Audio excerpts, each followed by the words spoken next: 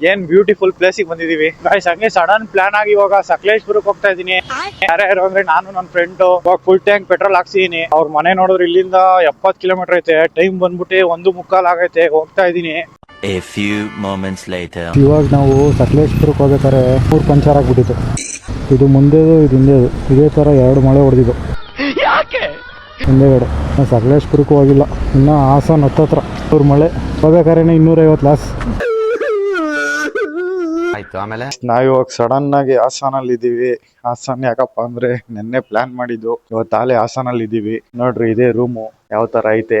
ನೆನ್ನೆನೆ ಸಕಲೇಶ್ಪುರಕ್ಕೆ ಹೋಗ್ಬೇಕಾಯ್ತು, ಬಟ್ ಹೋಗಕ್ ಆಗ್ಲಿಲ್ಲ. ಲೇಟ್ ಆಗೋಯ್ತು, ಪಂಚರ್ ಬೇರೆ ಆಗೋಯ್ತು ಗಾಡಿ, ಅದರಿಂದ ಡಿಲೇ ಆಯ್ತು.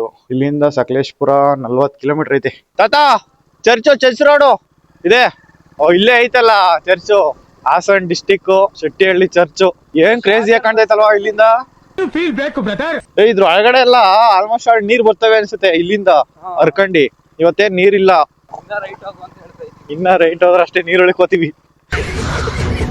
ಮ್ಯಾಪ್ ಯಾವತ್ತು ನಂಬಕ್ ಹೋಗ್ಬೇಡ್ದು. ಯಾರೋ ಪಟಾಕಿ ಎಲ್ಲ ಹೊಡ್ಬಿಟ್ಟವ್ರೆ ಅಲ್ಲಿ. ಇಲ್ಲಿಂದ ನೋಡು ಹಿಂಗ್ ಕಾಣ್ತೈತೆ ನೋಡ್ರಿ. ಇದೇ ಶೆಟ್ಟಿಹಳ್ಳಿ ಚರ್ಚ್. ಯಾವ ತರ ಕಾಣ್ತೈತೆ ಕಮೆಂಟ್ ಮಾಡ್ರಿ. ನೀವು ಯಾರನ್ನ ಬಂದಿದ್ರಿ ಇಲ್ಲಿಗೆ.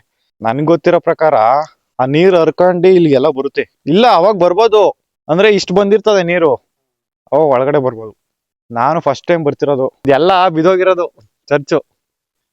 ಕಟ್ಸೋಣ ನೆಕ್ಸ್ಟು. ದುಡ್ಡಿಲ್ಲ ನನ್ನ ಹತ್ರ, ನಿಮ್ಮ ಆಶೀರ್ವಾದದಲ್ಲಿ ನನಗಿರೋದು. ನಿಮ್ಮೆಲ್ಲರಿಗೂ ನಮಸ್ಕಾರ.